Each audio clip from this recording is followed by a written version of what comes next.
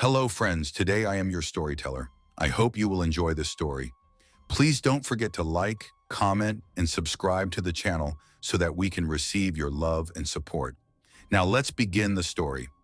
I never imagined that folding clothes and restocking racks could ever come close to killing me. It sounds like a bad punchline, I know. People laugh when I say it, but there's nothing funny about what happened. It's taken me years to put this into words, and even now my stomach knots when I think about it. My name is Alyssa Carter. Back then, I was 27, a grad student scraping by in Bloomington, Illinois, juggling student loans, a mountain of bills, and an internship that paid in experience, but not in rent money. To survive, I picked up weekend overnight shifts at the MACY'S inside Eastland Mall. It wasn't glamorous, but it was money, and I was too stubborn to move back in with my parents. I'd been working there about 9 months, long enough to memorize the layout in my sleep. Men's suits on the far left, women's shoes straight through, perfume counters near the front doors. After midnight, it was just a cavern of mannequins and racks. We had skeleton crews for overnight restocking, 2 or 3 people until about 2 a.m., then usually just one person, me, to finish folding and guarding the empty store until 6 a.m. Honestly, I liked the quiet. No customers, no managers breathing down my neck, just the hum of the air vents, the faint buzz of fluorescent lights, and the occasional sound of my own sneakers squeaking against polished tile. It was lonely sometimes, sure, but predictable. At least it had been until that one night. It was late October, not Halloween, not even close. Just one of those nights when the air outside felt sharp, like the season was shifting. I came in at 10:30 p.m. to clock in. My crew that night was Janelle, a high schooler who worked weekends for gas money, and Marcus, a stock guy in his 40s, who listened to old country music on a beat-up cassette player. "Long night ahead," Marcus said, yawning as he pushed a cart of boxes toward the escalator. "Tell me about it," I said, tying my apron. "I've been up since 7, finishing a research paper." "Coffee," Janelle grunted, one AirPod in her ear, barely looking up from her phone. It was routine. We joked, complained, stacked, folded. By 1:50 a.m., Janelle clocked out with a half-hearted wave. Marcus followed right after with a "stay safe, kid," and then it was just me. I always double-checked the locks once they left. Mall security did rounds, but I didn't trust them. So I locked the entrance, flipped the lights lower, and settled at the women's clearance counter with a lukewarm Diet Dr. Pepper and the folding cart. My bones ached, my eyelids drooped, but I figured I could muscle through a few more hours. That's when the chime went off. Not my phone, not the stock scanner. The front door chime, the one wired to buzz whenever someone entered. Only thing was, the doors were locked. I froze. The sound echoed across the empty floor, high-pitched, sharp, impossible to ignore. My pulse spiked as I pushed away from the counter and crept toward the main entrance. The glass doors gleamed under the dim mall lights. They were still locked. No one outside. "Faulty sensor," I whispered to myself. "Old building." Happens, I almost convinced myself, until it buzzed again. This time, I caught it, a shadow sliding across the glass, someone moving just outside the doors. I bolted to the window. Across the darkened parking lot, under a flickering street lamp, sat a car I didn't recognize. Old, boxy, parked crooked, half on the sidewalk. It hadn't been washed in months. The driver's seat was reclined, but even in the low light, I could see a figure. Instinct made me pull out my phone and snap a picture. My hands shook so badly the photo blurred, but when I zoomed in, I saw it. A man. He sat up suddenly, swung open his car door, and turned his head. He stared directly at me. I backed away so fast I nearly tripped over a folded display rack. My chest tightened. I wasn't supposed to be scared of shadows. I'd survived months of tweakers wandering into the food court and raccoons digging through dumpsters. But something about the stillness of this man, the way he looked at me, was different. I tried to focus on something normal, and there she was, Mrs. Green. She was a regular, not a customer, not really. She was 80, a retired nurse with advanced dementia who wandered from the assisted living facility down the road at least once a week. Mall security usually returned her, but sometimes she slipped through. That night she'd wandered in around 11, humming to herself, and I gave her a styrofoam cup of water and let her sit with a catalog. Now she looked at me with watery blue eyes, startlingly clear, and asked, "What did the man want, dear?" "What man?" My throat tightened. She pointed vaguely toward the door. "The one who rang. He's been here before, hasn't he?" Before I could respond, the intercom crackled. "Hey," a man's voice said through the store PA system. I jumped so hard I dropped my phone. My headset wasn't even on. The intercom was tied to the main desk. Only employees could use it. "Who is this?" I demanded, my voice shaking. Static. Then a laugh. Low, rasping, almost choking. Then silence. I ran toward the customer service desk, but stopped halfway. Movement. At the edge of the women's shoe section, by the far window, stood a man. Tall, gaunt, pale face framed by a torn hoodie. Jeans stained with something dark. His eyes, sunken, hollow, locked on me with an intensity that froze my blood. We made eye contact for one unbearable second. Then he bolted sideways, disappearing into the shadows. I screamed. My hands shook as I fumbled for the phone and dialed 911. 911, what's your emergency? There's someone outside Macy's. He's watching me. He got on the intercom somehow. Stay calm, ma'am. You're inside and the doors are locked? Yes, they're locked. Officers are on their way. Stay on the line with me. I crouched behind the counter, peeking over just enough to keep eyes on the entrance. My breath came in short gasps. Then I heard it again. The door chime. And another voice. Not Mrs. Green this time, but a man I recognized. Mr. Bailey. He was another dementia patient, a former painter. I'd seen him in the mall before, swiping invisible strokes across the air with a clean paintbrush. And there he was now, in the middle of women's coats, whispering, "Don't answer the door alone. He'll hurt you." My whole body went cold. "Mr. Bailey," I whispered, "why are you here?" He smiled faintly. "The man told me." Before I could ask what he meant, headlights swept across the parking lot. Police. 2 officers swept the area, took my statement, and spoke to mall security. They told me there had been a break-in 3 blocks away. A woman had been assaulted by a man searching for narcotics in her bathroom cabinet. She survived, shaken but alive. The description matched the man I saw. The officers said Macy's locks and alarm system likely saved my life. I nodded, numb. But when I glanced back, Mr. Bailey was painting invisible flowers on the glass, and Mrs. Green was humming softly. Neither of them should have been there at all. They never caught him. Or maybe they did, and no one told me. A week later, I quit. The managers installed better cameras but still refused to staff 2 people overnight. I kept the blurry photo of that car on my phone. I still have it. And sometimes when I drive past Eastland Mall at night, I swear I feel eyes on me from the shadows, watching, waiting, just beyond the locked glass doors. Story 2. I never thought much about retail night shifts. They always felt like the safer option. Fewer customers, no corporate bigwigs breathing down your neck, no chaos from long lines or managers yelling about sales quotas. For someone like me, quiet, observant, used to being overlooked, it felt perfect. My name's Ethan Cross, 26, born and raised in Springfield, Missouri. 2 years earlier, I dropped out of the University of Central Arkansas when my financial aid ran out. My major had been communications, but truthfully, I didn't know what I wanted back then. After that, it was odd jobs, warehouse loader, substitute teaching for half a semester, even landscaping in the brutal southern heat. None of it stuck. When I moved back to Springfield, my older cousin hooked me up with a job at Macy's in Battlefield Mall. It wasn't glamorous, but it was steady. The mall was a little dated, half the stores were always closing down, but Macy's kept chugging along. I started as a sales associate, mostly folding clothes and pointing lost customers to the fitting rooms.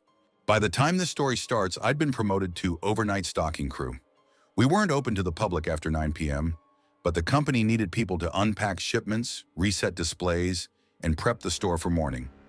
Midnight to 8 a.m., 5 nights a week. Higher pay, no screaming customers, no managers breathing down my neck. Just me, racks of clothes, and the hum of fluorescent lights. I told myself it was temporary. Save money, maybe go back to school, maybe not. Either way, the plan was simple. Keep my head down, build up some cash, and move forward. For 6 months, nothing strange ever happened. Not until one Thursday night in October. That was the night everything changed. That night began like any other. I clocked in at 11:55 p.m., nodding to Janet, our night supervisor. She was in her 40s, wiry and chain-smoked during breaks. She didn't talk much beyond, unpack this, or move that rack. Fine by me. Our crew was usually 4 people. Me, Janet, a kid named Luis who was still in high school, and Hannah, a nursing student juggling classes and bills. But that Thursday, it was just me and Janet. Luis had called out, and Hannah was pulling a double shift at the hospital. Quiet night, Janet said, signing off some paperwork.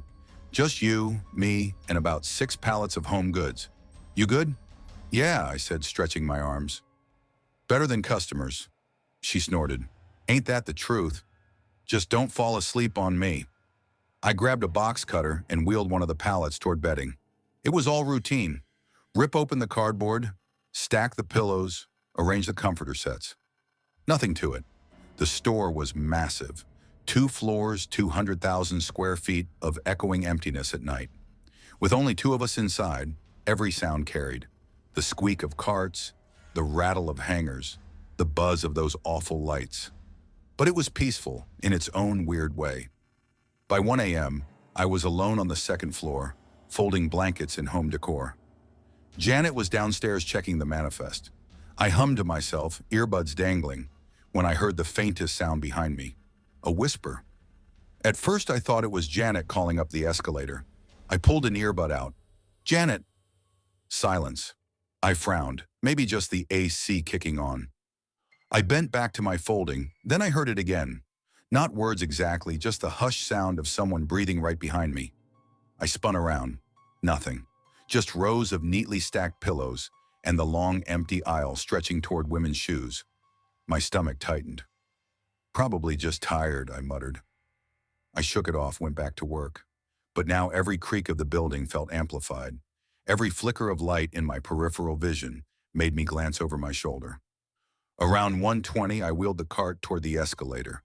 That's when the store's intercom crackled to life. A man's voice, low, raspy, almost growling. Don't say anything. Just open the back door. I froze. The intercom shouldn't even have been on. The PA system only worked from the manager's desk in the locked office downstairs. My throat went dry. I bolted down the escalator 2 steps at a time. Janet, I hissed. She stood at the register counter, scanning a clipboard. She looked up, startled. What's wrong?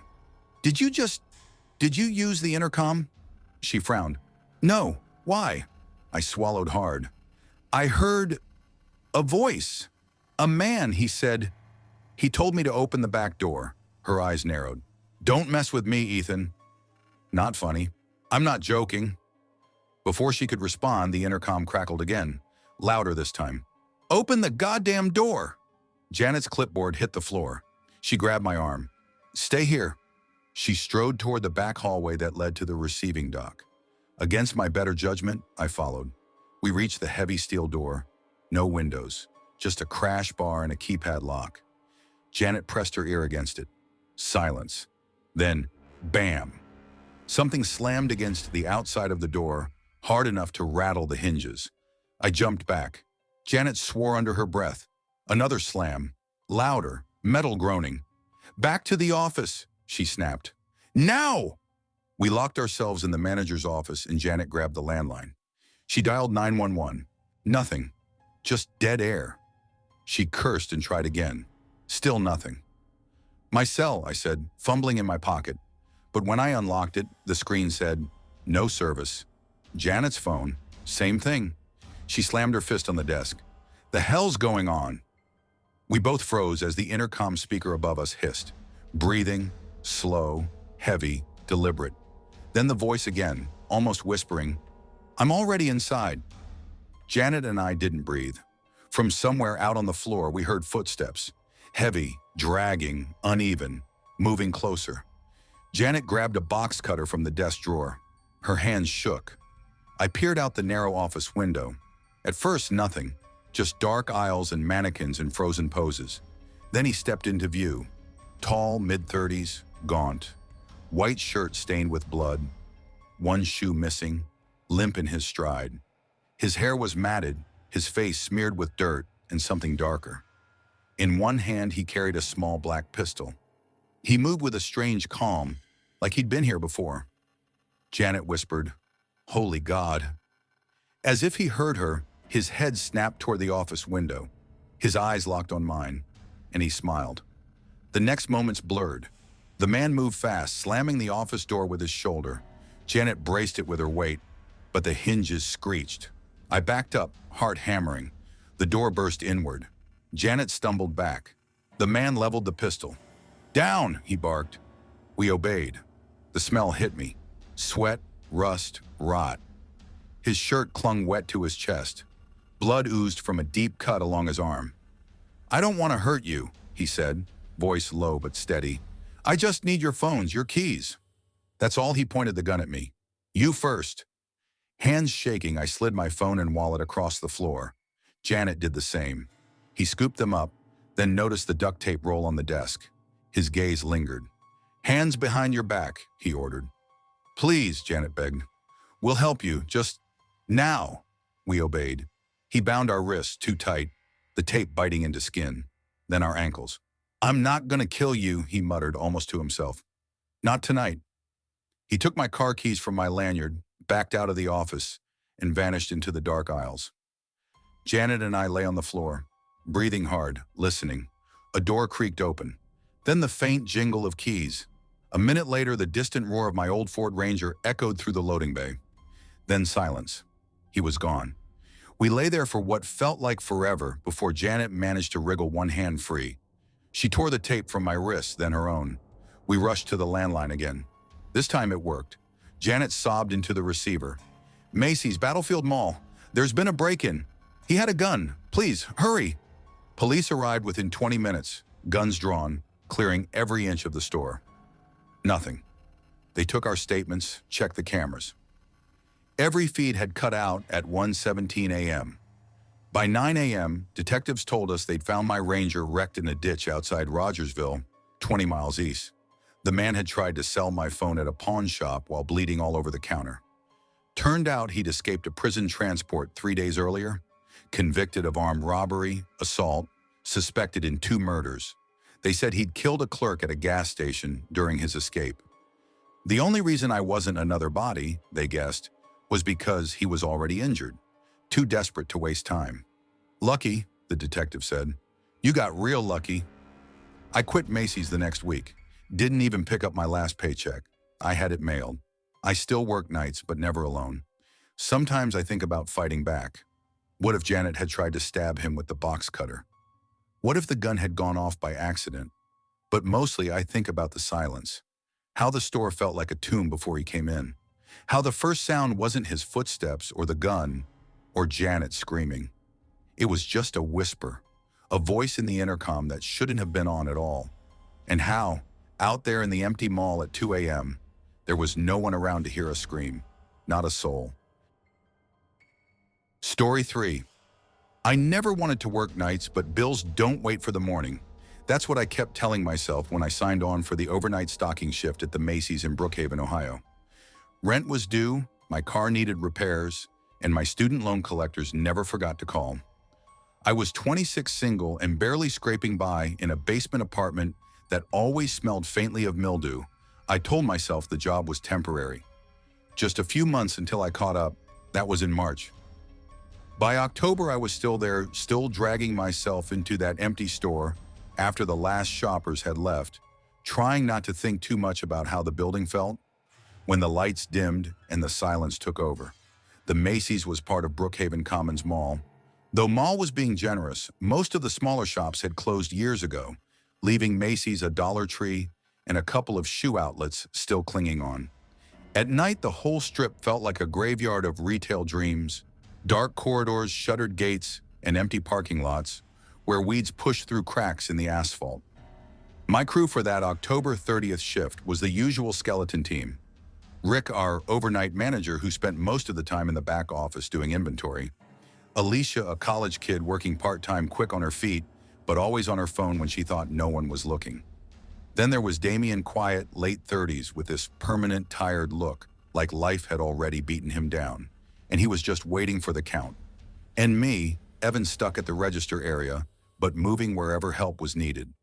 It was the night before Halloween, and the store had those half-hearted seasonal decorations corporate sent out. Paper bats taped to mirrors, an inflatable pumpkin by the escalator, and a rack of marked-down costumes no one wanted. The mannequins stood there in fall fashion displays, stiff smiles under fluorescent lights. Sometimes in the corner of my eye, I swore their heads tilted just a little too far. I'd grown up in Brookhaven. My dad was a machinist until the factory closed, and my mom cleaned houses. I never had big dreams, but I thought I'd do better than this. Stocking shelves at night, drinking dollar store coffee to stay awake, living in a basement where the pipes rattled louder than my alarm clock.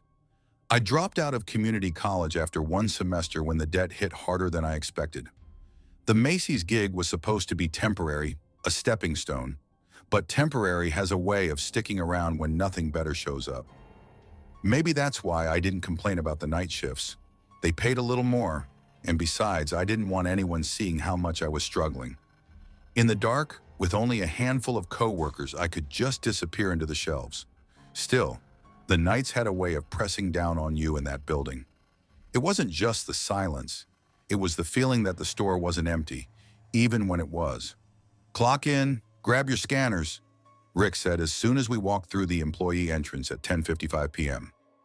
His voice was flat, tired, like always. Alicia yawned, clutching a Red Bull. "I swear I'm not going to make it tonight." "You say that every shift," Damien muttered, scanning his badge. I just smirked and clocked in, adjusting the strap of my cheap hoodie. My car heater had died the week before, so I was already cold to the bone. We split duties like usual. Damien handled housewares, Alicia took juniors, and I had men's clothing and shoes.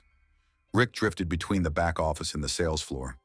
For the first couple hours, it was routine. Straighten racks, scan barcodes, box up returns, pretend not to hear Alicia blasting TikToks through her earbuds. By midnight, the mall was dead quiet. The parking lot outside was lit only by 2 flickering sodium lamps.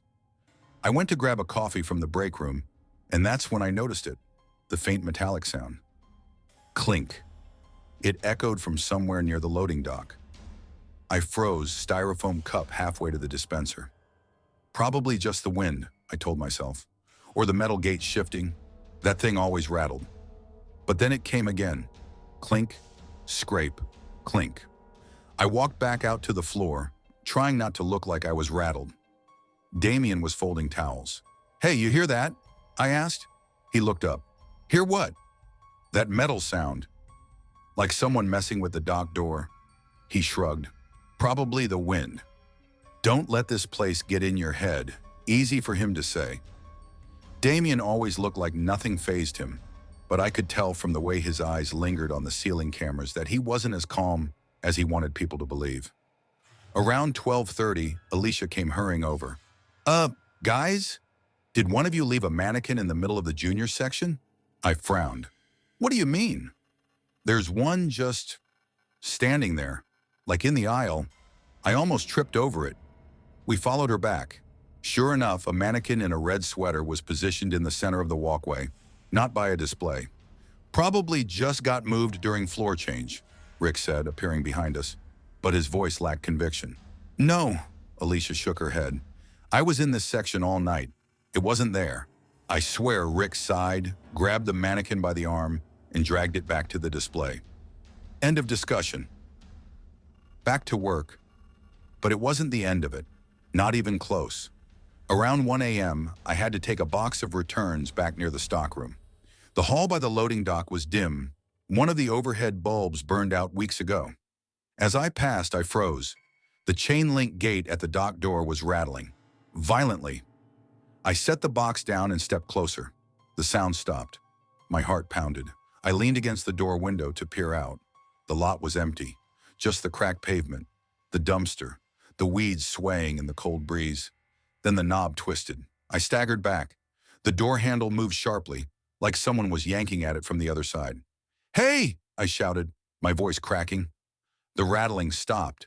The silence after was worse than the noise. I bolted back down the hall. By 2 a.m., I couldn't focus on my section. I kept glancing over my shoulder, every reflection in the mirrors making me jump. Rick finally noticed. "What's your problem tonight?" "Someone was at the dock door," I said firmly. Rick raised an eyebrow. "I checked the cameras. Nobody's out there. You're spooking yourself. I'm telling you, the handle moved." Damien looked up from his scanner. "He's not lying. I've felt it too. This place, there's something off." Rick sighed, pinched the bridge of his nose. "Finish the shift. No more ghost stories. Got it?" But the fear didn't go away. It spread. Around 3 a.m., Rick called us to the office. "All right, just so you see what I'm talking about."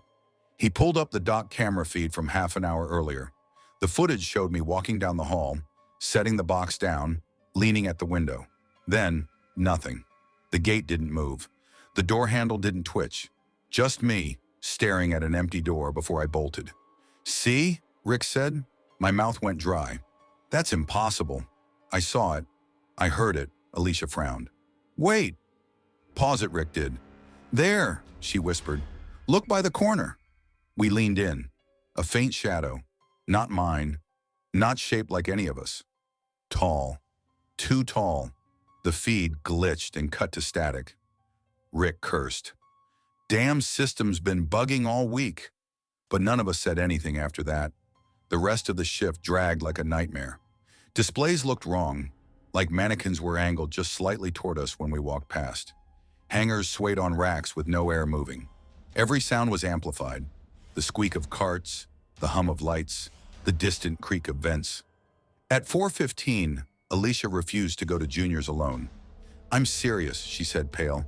"I keep hearing footsteps behind me, like someone's following Damien, and I went with her." Halfway down the aisle, a crash echoed from housewares. We ran back. One of the display racks had tipped over, but no one had been near it. By 6 o'clock, we were all huddled near the registers, pretending to tidy up, but really just waiting for dawn. None of us went near the dock. None of us mentioned the footage. When we finally clocked out at 7:05 a.m., Damien pulled me aside. His voice was low, almost a whisper. "You weren't imagining it," he said. "That dock, I've felt it for years. Like someone's always there watching. I just never saw it." I stared at him. "So what do you think it is?" He shook his head. "I think you saw something we weren't supposed to." I never worked another overnight at that Macy's. I asked for a transfer, said I needed better hours. The truth was I couldn't handle it. The shadows, the silence, the way the mannequins seemed to breathe when the lights flickered. Rick never mentioned it again. Alicia quit a month later. Damien stayed. Sometimes when I pass Brookhaven Commons, I think of him in there, walking those dark aisles, waiting for a shift to end that feels like it never really does. And me? I still dream about that rattling gate, that twisting handle, that shape too tall to be human. Some things don't care if you believe in them. They only care that you saw them. Story 4. I used to think night shifts were easy money. That's how I usually start when people ask me what happened, because it's the truth. For the most part, they were. Quiet, predictable, sometimes boring to the point I'd lose track of time. Working nights at Macy's wasn't like those horror stories people tell about gas stations or 24-hour diners. It wasn't sketchy, at least not usually. The store closed at 9 p.m. most nights, customers gone, gates pulled down, and then it was just us, the night crew. Stock, clean, fold, prep for the morning. It wasn't glamorous, but it was steady work. My name is Aaron Taylor, and I was 27 when this happened. At the time, I was living in a small apartment in Briar Creek, Ohio, about 15 minutes from the mall. Rent was cheap, which was the only reason I stayed. The building had old radiators that clanged at night in a parking lot that never got plowed in winter. But it was mine. I'd been working nights at Macy's for just over a year. Not because I loved retail, no one really does, but because nights paid a little more, and I could avoid the flood of daytime customers. Our night crew was small, Kendra, 31, shift lead. She was strict but fair, clipboard always in hand. Miguel, 19, college kid who was more interested in sneaking earbuds under his hoodie than folding jeans. And then there was Donna, 55, sweet as pie, who'd worked at Macy's longer than I'd been alive. She was the heart of the crew, always showing up with Tupperware of brownies or muffins for us. We were an odd mix, but we functioned. We also had a mall security guard who did rounds. Officer Frank Mallory, retired cop, mid-40s, heavy-set but sharp-eyed. He liked to hang out by the loading dock when things were slow, sipping burnt coffee from a thermos. His presence always made me feel better. Just knowing there was someone with authority, someone trained, nearby. October 12th, Wednesday night. That's the date that stuck with me. It had been windy all day, leaves tumbling through the half-empty mall parking lot. By the time I clocked in at 10 p.m., the place was practically deserted. Most stores were dark, just a few gate lights glowing like nightlights in a cavern. Macy's was quiet too, the air heavy with that mix of perfume samples and cardboard boxes. Kendra was already at the front, checking shipments. Miguel was pretending to break down boxes, but mostly scrolling his phone. Donna waved at me from women's apparel, already humming some old tune under her breath. It felt like any other night. Around 11:30 p.m., I was working through a rack of jackets when I heard the front gate rattle. That wasn't unusual. Sometimes security tugged it to make sure it was locked. But then, clear as day, I heard the ding of the entrance sensor. My head snapped up. Someone had walked in. That was impossible. The doors were locked. The gates were down. We weren't supposed to have customers in here. I stepped out from between racks, and that's when I saw him. A man, tall, at least 6 feet 2 inches, standing just inside the entryway. His clothes clung to him like he'd been caught in a storm, except it wasn't rain. His gray sweatshirt was soaked dark, chest to waist. His jeans glistened under the fluorescent lights. For a moment, my brain refused to process it. Too much red. Too much. Blood. He just stood there, swaying slightly, his hair plastered to his forehead.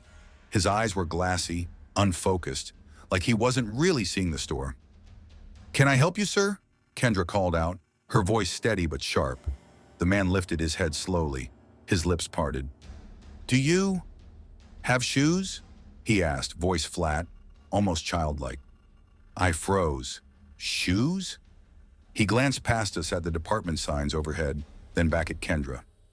"Dress shoes." For church, no one moved. Even Miguel had put his phone away wide-eyed. Blood dripped from the man's left hand, a slow patter on the white tile. Donna whispered, "Oh my Lord." Kendra recovered first. "Sir, you're hurt. You need an ambulance." He shook his head weakly. No hospitals, just shoes. Please." That's when Frank, the security guard, stepped in from the side corridor. He must have heard the sensor too. His hand hovered near his belt, but he didn't go for his radio yet. "Evening," Frank said carefully. "You're bleeding pretty bad there, friend. Why don't we sit you down and get you some help?" The man blinked at him, almost like he was confused to see another person. Then he muttered something, too low for me to catch at first. "I didn't mean to." Frank tilted his head. "What was that?" The man's voice cracked louder this time. "I didn't mean to." And just like that, the air changed. Kendra stepped back. Miguel actually dropped his box cutter. I felt my stomach twist as the man raised his sleeve, and we saw the gash. A deep, jagged cut running along his forearm. Fresh blood still pumping sluggishly out. But worse than that, in his other hand, half hidden against his side, was something small, metallic, a knife. Frank stiffened. "Okay," he said slowly, calm as stone. "We don't need that in here. Why don't you set it down?" The man looked down at it like he'd forgotten it was there. His hand trembled. "It's not mine," he whispered. "The blood." "It's not mine," Kendra whispered. "Oh God." Frank shifted his weight forward, one slow step at a time, like approaching a cornered dog. "I believe you, but you're not safe like this. Let me help you. Put the knife down, and we'll talk." The man's chest heaved. His eyes darted around, landing on the mannequins behind me.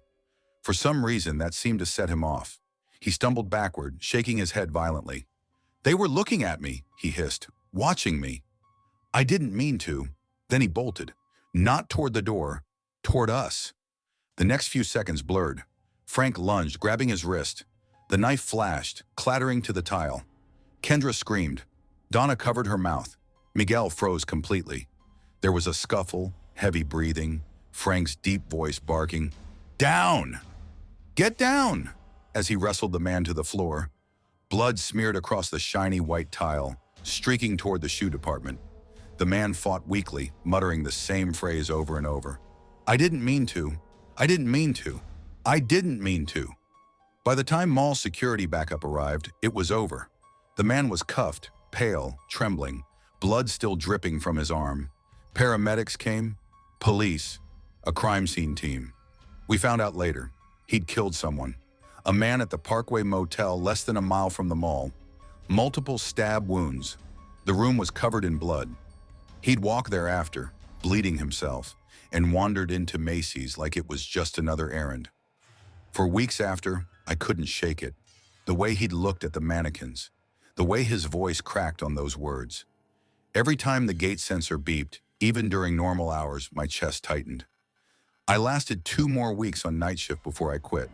Took a job at the public library in Dayton. Daylight hours only, quiet, safe, predictable. But sometimes, when I walk past a department store window and see a mannequin staring out at the street, I still hear it. That broken voice in the fluorescent dark. I didn't mean to. Story 5. I never thought a side job could change the way I see silence. That's how I begin whenever anyone asks me about that night, though I don't always give them the full story. Silence used to mean peace to me, maybe even comfort. Now it feels heavier, like it's watching me back. My name is Ethan Cole, and I was 17 when it happened. 17, broke, and hungry for any kind of work I could find. I wasn't the kind of kid who could coast by on allowance or wait for college to sort itself out. My mom worked doubles at a nursing home. My dad, he wasn't in the picture.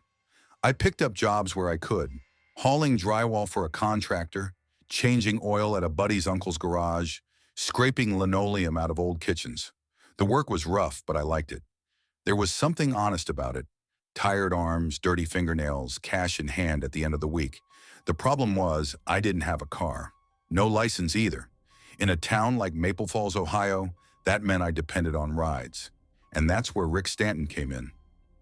Rick was in his early 40s, always smelled like coffee and Marlboros, and wore the same frayed denim jacket no matter the weather. He ran small demolition crews out of his beat-up Ford F-250, paying cash for unlicensed help. He liked me because I worked without complaint and didn't ask stupid questions. Most days he'd drive me to whatever abandoned building or half-collapsed house needed gutting, drop me with a list, and pick me up by evening. That Saturday morning, like too many before it, started in the Wendy's parking lot on Main Street. I showed up in steel-toe boots, gloves stuffed in my back pocket, a gallon jug of water sloshing in my backpack. Rick was waiting, leaning against the truck with his thermos in one hand and a cigarette pinched in the other. "You good, kid?" he asked, squinting at me through the smoke. "Yeah," I said, rubbing my eyes. "Didn't get much sleep, but I'll live." "Sleep's overrated. Coffee's what keeps you moving. You bring water?" I lifted the jug. "Filled it this morning." "Good." No utilities at the site. "Where are we headed?" I asked, sliding into the passenger seat. Rick just smirked. "You'll see." "MACY'S," I frowned. "Like, the store?" "Yeah. Old department store out at Crestwood Mall, 20 minutes outside town. Place has been shut for years. They're gutting it before redevelopment. Easy tear-out work. Mostly shelves, counters, drywall partitions. Nothing fancy." I nodded, pretending I knew exactly where Crestwood Mall was. Truth was, I'd never been out there. But I didn't think to ask. I was 17. I thought anywhere Rick dropped me would be just another job. The drive, we talked cars most of the way. Rick ranted about his half-restored '68 Mustang. I told him I was saving up for a used Honda Civic, something that wouldn't die on me in the winter. I didn't pay attention to the turns or the empty roads stretching further from town. My mistake. By the time we pulled into the lot, the rising sun was behind us, glaring against rows of cracked asphalt. The mall stood like a mausoleum in the desert of parking spaces, empty, hollow, its Macy's logo faded almost to nothing. Vines crawled up the brick. The automatic doors were shattered and chained shut. No other cars in sight. "Here's the list," Rick said, handing me a folded sheet.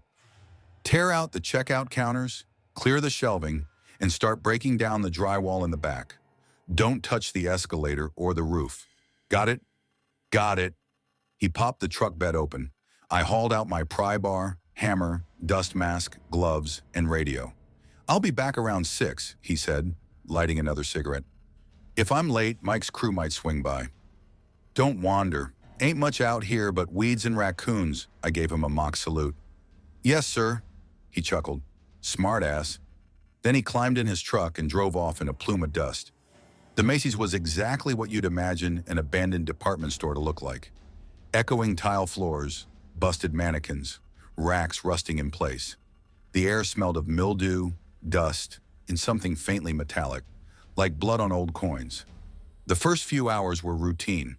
I ripped shelving out of the ground, stacked broken counters near the loading bay, and pried loose drywall sheets until my arms screamed. By noon, sweat glued my shirt to my back, but it felt good. Earned. I swigged from my gallon jug, leaving it half empty. Silence was the strangest part. A store that big should have been alive with sound. Footsteps, registers, chatter. Instead, my hammer echoed like gunshots. When I stopped moving, the air itself seemed to ring. Around 3 o'clock, I worked my way toward the back storage rooms. Rows of empty shelves led into the guts of the building. There, tucked in the corner, was the freight elevator, its doors stuck half open, blackness yawning inside. Across from it sat a massive walk-in storage unit. A cold draft brushed against me when I stepped near it. I frowned. The building had no power, no air. But the closer I got, the cooler it felt. I pushed the door open. Inside, metal racks, busted crates, a shopping cart with a cracked wheel, and cold, unmistakable cold. Clinging to my skin, I stepped in, checked that it was empty, and backed out. The heavy door clicked louder than I liked when I pulled it shut. "You're imagining it," I muttered. By 4:30, I'd finished my list. I swept dust into a pile, stacked my tools near the front doors, and sat against the glass facade with the last sip of water. The sun dipped low, shadows stretching across the parking lot like skeletal fingers. 6 o'clock came and went. No headlights. No rumble of Rick's truck. "Where the hell is he?" I muttered, checking my plastic wristwatch. 6:42, still no sign. I climbed a maintenance ladder up to the roof. From there, the land rolled out like a wasteland. Cracked asphalt, overgrown lots, a strip of black highway with no cars, not a single light in the distance. Back on the ground, I circled the building. Nothing but weeds, dumpsters, and silence. By 8 o'clock, the temperature dropped fast. My flannel wasn't enough. I hugged myself, teeth chattering. My radio sputtered static, coughed out half a line of some oldie song, then died with a hiss. That's when I heard it. Thunk. Something fell inside. Heavy. Deliberate. My blood ran cold. "Rick?" I called, voice cracking. No answer. I grabbed my pry bar and crept back through the shattered doors. The store was drowned in shadow, moonlight pooling through cracks in the ceiling. I held my breath. Whispers. Low, scratchy, like someone speaking underwater. They slithered out from the back storage area, from the cold room. My hands shook. I backed toward the exit. Thud. This time closer. I bolted outside, stumbling into the night air.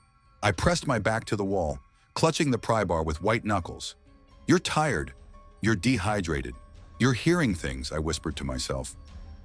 But my skin knew better. Every hair stood on end.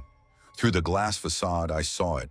A shadow, moving, not rushing, not creeping, just walking, calm, steady, from the storage hallway toward the escalators. I dropped to the ground, heart hammering. By 11 o'clock, I was certain I wasn't alone. Shapes flickered behind the mannequins. Once near the broken perfume counter, I swore I saw someone standing. Tall, faceless, frozen, until I blinked and it was gone. I huddled by the dumpsters, shivering, whispering, "It's not real. It's not real." Then light cut through the dark. "Ethan!" I squinted. Rick, wearing a headlamp, granola bar in hand. "You all right, kid?" I almost cried. I scrambled up. "Where the hell were you?" "You said 6. He looked guilty. "Mike's crew thought I was picking you up." "I thought they were. Didn't figure it out till 9. I hauled ass here soon as I could." I stared at him, shaking. "You look like you saw a ghost," he said, brushing dirt off my jacket. I turned back to the Macy's. The windows were black, silent. "Did you know anything about that place?" Rick shrugged. "Old rumor says a manager killed himself there after hours. Some say he locked himself in the storage freezer. But that's just talk." "Don't mean nothing," I didn't answer. I just climbed into the truck, staring at the store as it shrank in the rearview mirror. I never worked a solo shift again. Not without backup, extra batteries, and twice the water. I never went back to Crestwood Mall, and I never ever stepped into another walk-in storage unit without someone waiting outside. Because some nights when the wind howls against my window, I still hear them. Those whispers, low, scratchy, patient. And when I close my eyes, I see that shadow in Macy's. Not rushing, not creeping, just moving. Like it still lives there. Like it's still waiting. Story 6, I was 10 years old when it happened. Old enough to remember every detail, young enough that nobody expected me to question the adults around me. Back then, Macy's wasn't just a store to me. It was this magical, overwhelming place. Rows of shiny perfume counters, escalators that hummed like giant toys, mannequins dressed in outfits my family could never afford. My mom loved that store. She called it her escape, a little piece of the city that felt cleaner and brighter than the world outside. But the story doesn't start in Macy's. It starts with my parents. My dad, Robert Miller, was a city bus driver. 6 days a week, he woke up before sunrise and drove the number 14 line through downtown Denver, weaving through rush hour traffic, his uniform always smelling faintly of diesel and coffee. My mom, Claire, worked as a nurse at St. Francis Hospital. Double shifts weren't unusual. Between the two of them, they kept our household afloat. We weren't poor, but every dollar mattered, and there was rarely time left over for babysitters. So when schedules overlapped, when Dad had late-night routes and Mom was called into overnight hospital coverage, I was often brought along. Sometimes I sat in the back of the bus, legs swinging off the vinyl seat. Other times I waited in the hospital cafeteria with a book or handheld game. And sometimes, when shifts overlapped on Fridays, Mom would drop me at Macy's, where her cousin Sarah worked evenings in the home goods department. Sarah would watch me until one of my parents swung by. Macy's became familiar, almost like a second home. I knew which escalators creaked, which corners smelled like perfume samples, which vending machine actually gave back correct change. The staff even started to know me. There was Amanda in women's shoes who always called me champ, and Leo in electronics who let me play demo games when no customers were around. But there was one man who stood out more than anyone else. His name wasn't Mark, but I'll call him that. Mark was part of Macy's security team. He was tall, built broad in the shoulders, with neatly combed hair that never seemed to move. He wore the standard dark blazer with a gold badge clipped to the pocket. Unlike most security guards who looked bored or tired, Mark always seemed energetic. Too energetic, maybe. He liked talking to me. "Evening, buddy," he'd say, crouching slightly so we were eye level. "What's the password tonight?" I'd grin and make something up. "Banana pancakes." "Ah, the secret code," he'd whisper like it was top secret. "All right, you're cleared." He smelled of cologne and spearmint gum, always smiling, always watching. My mom thought he was polite. My cousin Sarah thought he was helpful.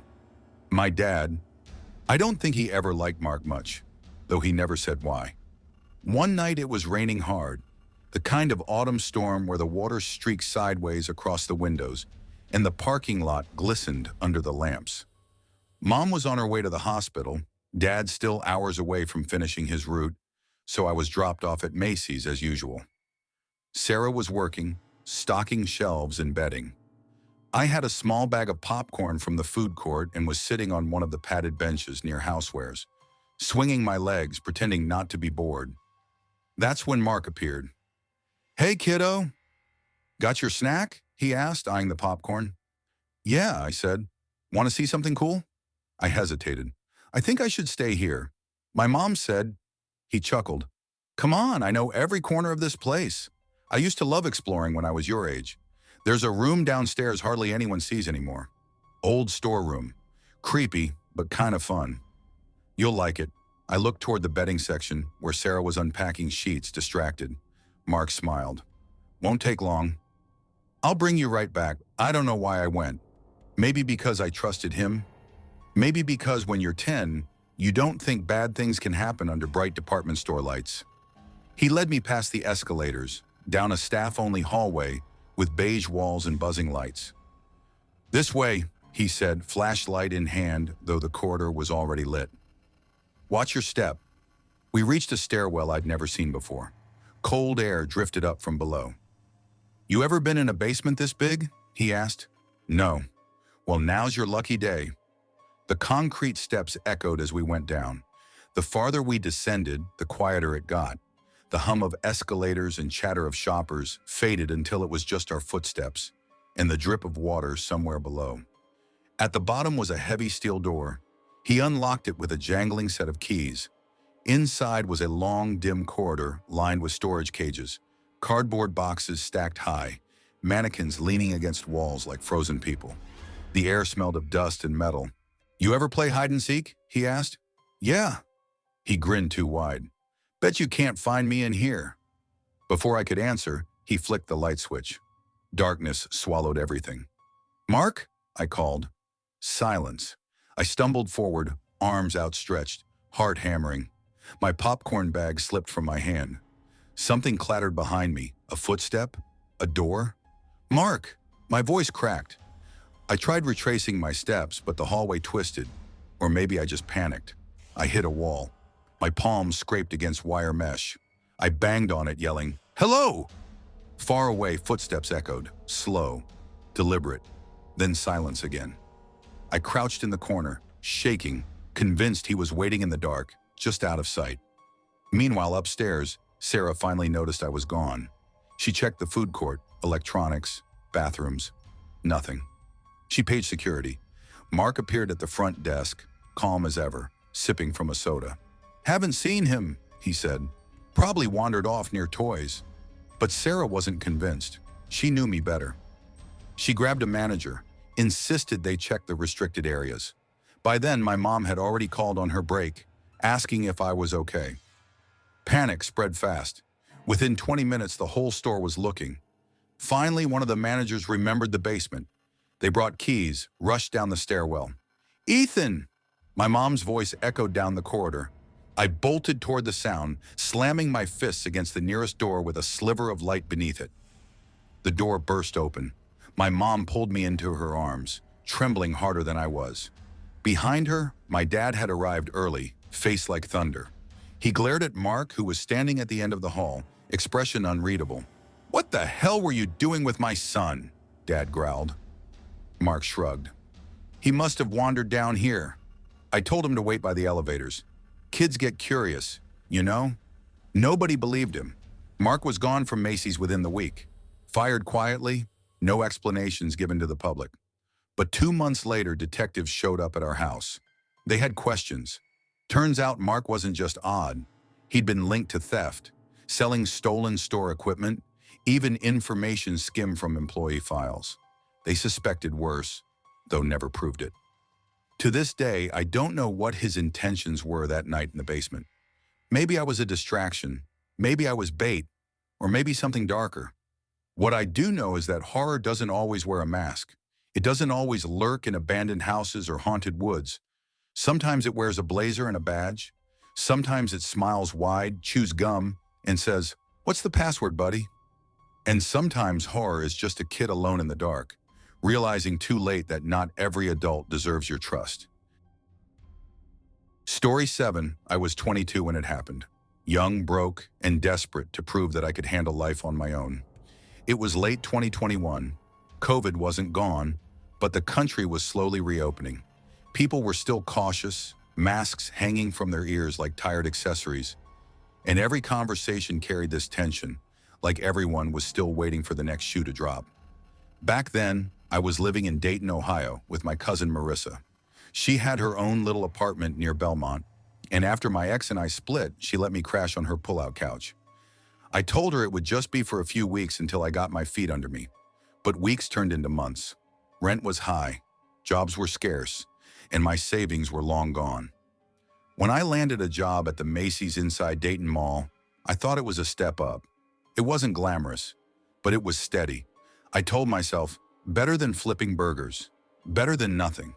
It was my first steady paycheck since the pandemic started, my first uniform badge, and for a while it made me feel like I was moving forward. My schedule wasn't ideal though. Mostly evenings, sometimes closing shifts until midnight. But beggars can't be choosers, and the night pay was slightly better. That store, our Macy's, was big but worn down. 3 levels if you counted the dusty furniture floor that no one visited. A half-dead food court connected on one side, and the parking lot stretched out forever, dimly lit by too few lamps that flickered more often than not. Most nights it was quiet. The last couple hours of a shift felt like wandering a museum no one visited anymore. Music overhead, the faint hum of escalators, the occasional distant announcement over the PA. I didn't mind the quiet, honestly. It gave me space to think. My manager, Deirdre, was in her late 40s, sharp-eyed and quick to shut down nonsense, but fair. She'd worked Macy's since before I was born and moved like someone who could fold 10 shirts in 10 seconds flat. We didn't always get along, but I respected her. The rest of the crew rotated. There was Sam, a lanky college kid with a mop of curly hair, and Kiara, mid-30s, sharp-tongued, mother of 2. Most nights I closed with Sam since Kiara usually left earlier to be home with her kids. It was Thursday when everything went sideways. That night started normal enough. I clocked in at 3:59 p.m., pulled on my red vest, and tied my hair into a tight ponytail. Deirdre gave her usual rundown. Men's section needed folding. A cart of returns had to be sorted, and the fitting rooms were a disaster. Sam was already at the register, yawning into his elbow. "You look way too alive for this shift," he said. "Coffee," I answered, holding up my travel mug. God's nectar. We joked a little, and for the first couple hours it was standard. Customers trickled in, mostly moms hunting clearance racks and teens trying on hoodies they couldn't afford. By 8 p.m., the place thinned out. That's when she walked in. She caught my attention immediately. A tall woman in her late 30s, maybe early 40s, dressed in a red trench coat that looked expensive. Too expensive for Dayton Macy's. Her blonde hair was too perfect, styled like she was walking out of a catalog. Her makeup, sharp, heavy, precise. She smiled when our eyes met. It wasn't friendly. It was staged. "Evening, sweetheart," she said as she reached the counter. Her voice had this syrupy tone, like she was trying too hard to sound casual. "I'm looking for someone who called me earlier. Said you had a new shipment of designer bags," and I blinked. I don't think so." "We don't call customers about shipments." She tilted her head. "Maybe it wasn't you." "You're new here, huh?" "Couple months," I admitted cautiously. Her smile widened, too wide. "Pretty girl like you shouldn't be folding shirts here forever." Sam, half listening, raised an eyebrow at me but stayed quiet. She leaned in slightly, perfume sharp, overwhelming. "We run a private concierge service. High-end clients. Real money. You'd be perfect. Pretty face, polite, good energy. You'd make 30 grand in no time." My stomach tightened. "I'm good here," I said quickly, forcing a polite smile. She didn't flinch. "You don't even need a car." We pick up our girls, drop them off. Easy work, barely lifting a finger. The words "we pick up our girls" echoed in my head like an alarm bell. "I really need to get back to folding," I muttered, stepping back. Her eyes flicked over me, studying. Then she smiled again. "Too sweet. At least think about it. We've got a van outside. I can show you. Won't take a second." That word, van. I froze, throat dry. My pulse hammered in my ears. Before I could respond, Deirdre's voice cut through like a blade. "Ma'am, can I help you?" The woman turned, mask still plastered on. "Just talking to your associate." Such good customer service, Deirdre's gaze sharpened. "We're closing in an hour. If you're not buying, I'll need you to leave." For a long second, the woman just stared at her. Then she gave me one last look, a smile that didn't reach her eyes. "You'd be perfect," she whispered. Then she turned and walked out. I exhaled hard, realizing I'd been holding my breath. Sam muttered, "That was creepy as hell." Deirdre didn't say a word, just watched through the glass doors until the red trench coat vanished into the parking lot. The next day, I tried to brush it off, told myself she was some weird MLM recruiter or a scammer, but the pit in my stomach stayed. Friday morning, around 11:30, I was working men's denim when I noticed a man walk in. Late 40s, bald, clean-shaven, crisp white shirt tucked too neatly into pressed slacks. He carried a red binder under his arm with a black pen clipped to it. I froze. He didn't shop, didn't browse, just ordered a coffee from the cafe stand, then sat at a booth near the entrance. He didn't take out his phone, didn't open a laptop. He just sat, watching, scribbling notes occasionally into the binder. Every time I glanced up, his eyes were already on me, cold, calculating. An hour passed. 2. Finally, I passed close enough to hear him murmur into his phone. "Yeah, I moved it. Should cover that by tonight." "No, the girls are still lined up. I'll send their cuts. We need another place down here, closer to the water." My chest tightened. The girls are still lined up. I stumbled back into the stockroom, nearly running. Sam was sorting hangers. "Sam," I hissed, voice trembling. "That guy with the binder, he's with her." "With that woman?" I heard him. Sam peeked out, pale. "What do we do?" I didn't know. Call the cops? Tell Deirdre? Every option felt both urgent and impossible. After another half hour, the man finally stood, tucked the binder under his arm, and walked out. I never saw him again. I gave my 2 weeks the next morning. Deirdre didn't ask why. Maybe she knew. Maybe she'd seen it before. For weeks afterward, I couldn't sleep. Every time I closed my eyes, I saw that woman smile, heard her whisper, "You'd be perfect." I never told my parents, never filed a report. Part of me wishes I had, but at the time I was just scared, grateful I hadn't followed her, grateful Deirdre had stepped in. Now, years later, I still check over my shoulder in parking lots. I still lock my doors twice. I still scan every face in the store when I shop. And sometimes when I hear heels clicking too sharply on tile, my blood runs cold. Because I still wonder what would have happened if I'd stepped outside, if I'd followed her to that van. And I know deep down, I was one yes away from never coming back. Story 8. I never thought much about department store jobs. For me, work was just something to get by, a way to cover rent and groceries while I figured out what to do with the rest of my life. When I got hired at the MACY'S inside Westview Mall in Dalton, Ohio, I told myself it would only be temporary. 6 months, maybe less. Enough time to save some money, maybe enough to move out of my cousin's apartment. That was in March. By June, I knew the store inside and out. The racks, the registers, the sound of the air conditioning rattling on the roof late at night. I knew the smell of perfume from the beauty counter that lingered long after closing, and the squeak of the cleaning crew's carts when they pushed them across the glossy tile floors. And I knew the loneliness of night shifts. They weren't common at Macy's, but once or twice a week, corporate would schedule late floor sets. Basically, a small crew would stay after hours to rearrange displays, reset shelves, and prep the floor for upcoming sales. It was quiet work, methodical, the kind of job you did while listening to music or half daydreaming. I didn't mind it. Fewer customers meant fewer fake smiles, fewer returns, fewer people asking me where the fitting rooms were when they were standing right in front of them. Nights gave me room to breathe. But that Friday night in late June, that was different. It started normally enough. I clocked in at 6 p.m., worked a couple hours on the register, and then joined the 2 other people scheduled for the late shift. There was Carla, a 30-something single mom who had been at Macy's for almost a decade, and Jamal, a quiet college kid who mostly kept to himself. By 9 p.m., the last customers left, and the store manager locked the doors. "Easy night," Carla said as she wheeled a rack of summer dresses toward the juniors section. "We'll be out by midnight if we don't slack." Jamal gave a small shrug. "I'll take perfume over Black Friday madness any day." We all laughed. It was the truth. By 9:30, the mall itself had mostly emptied out. Only a few janitors pushing mops down the long corridors and maybe a security guard doing his rounds. Inside Macy's, the silence settled like a heavy blanket. The hum of the lights overhead was louder than anything else.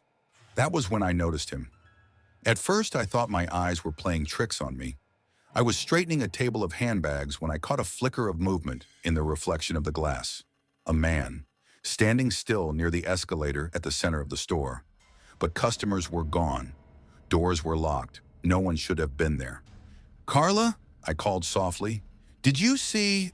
She was halfway across the floor and shook her head. "See what?" I looked again. Empty.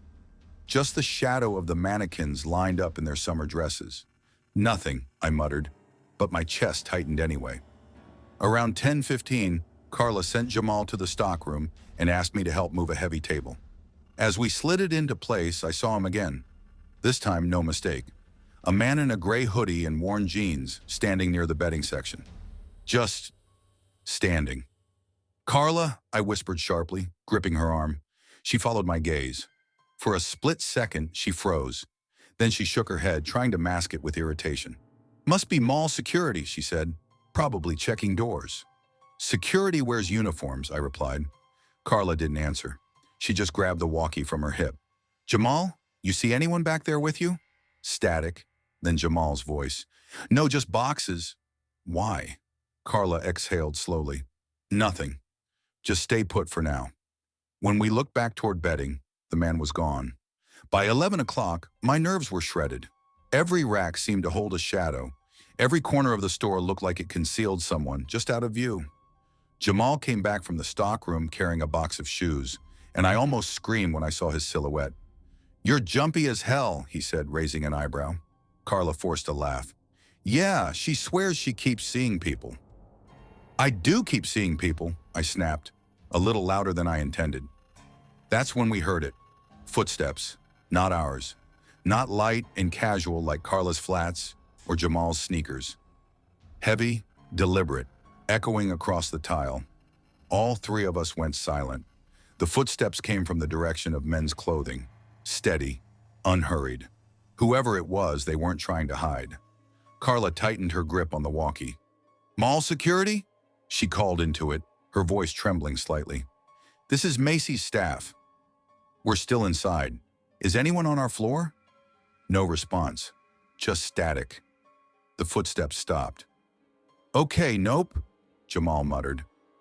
"I'm not sticking around." We started moving quickly toward the back exit near the stockroom. That's when a voice rang out across the empty store. "Cassidy!" It was low, drawn out, almost a whisper, but loud enough to carry. My blood went cold. That was my name.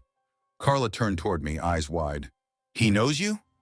I don't know," I stammered. "I've never—" The voice came again, louder this time. "Cassidy, you don't have to run. We didn't wait." Carla grabbed Jamal's arm and we sprinted for the exit door at the back of the stockroom. But when we shoved it open, the hallway was dark. No light, no hum of vending machines like usual. Just blackness stretching down to the emergency stairwell. "Forget this," Jamal muttered, already pulling out his phone. "I'm calling 911. But his phone had no signal. Neither did mine. Carla's too. Dead zones were common in the back hallways, but not all three at once. We turned back toward the stockroom. And there he was, the man in the hoodie standing in the doorway we'd just come through, blocking the only light. His face was half hidden by the hood, but his eyes glinted, focused, fixed on me. "Cassidy," he said softly, "I knew you'd be here." Carla stepped in front of me, voice shaking but firm. "Sir, you need to leave. The police are already on their way." The man tilted his head slowly, as though he didn't understand the words. Then he smiled. Not a friendly smile, not a nervous one, a smile that stretched too wide, too deliberate. "You always smile," he whispered. "I like that." My stomach dropped. He had said that to me before, on the phone, weeks ago, blocked calls, the ones I thought were just prank dialers. It was him. We bolted. The three of us shoved past him, catching him off guard, sprinting down the emergency hall toward the stairwell. I heard him curse, Heard his shoes slam against the tile as he followed. "Faster!" Carla screamed. We burst into the stairwell and tore down the concrete steps two at a time. Jamal nearly tripped, boxes crashing from his arms, but we didn't stop. At the bottom, the metal door leading to the mall parking lot was chained shut, a thick padlock gleaming in the dim light. "He locked it!" I gasped, panic clawing up my throat. Footsteps thundered above us, getting closer. Carla grabbed the fire extinguisher from the wall and slammed it against the chain. Once, twice, 3 times. Metal groaned but didn't break. Then Jamal roared, swung the extinguisher with everything he had, and the chain snapped. We shoved through the door into the humid night air, alarms blaring behind us. Mall security lights flashed as we stumbled into the lot, waving our arms frantically. Within minutes, police cars screeched up, red and blue lights painting the walls of Macy's. But the man was gone. They searched the store, the mall, the surrounding blocks. Nothing. No trace. The only thing they found was a note tucked under my car's windshield wiper. Lined notebook paper. 4 words written in black ink. "You can't avoid me." That was 2 weeks ago. I've been staying at Carla's since. Macy's offered me time off, but I don't think I'll ever step foot in that store again. Or any store at night, for that matter. I still check the locks twice before bed, still jump at every creak of the floorboards. My phone buzzes and my stomach flips. Because some men don't just follow you home, some don't just want your attention, some want your fear, and sometimes they don't stop until they have it.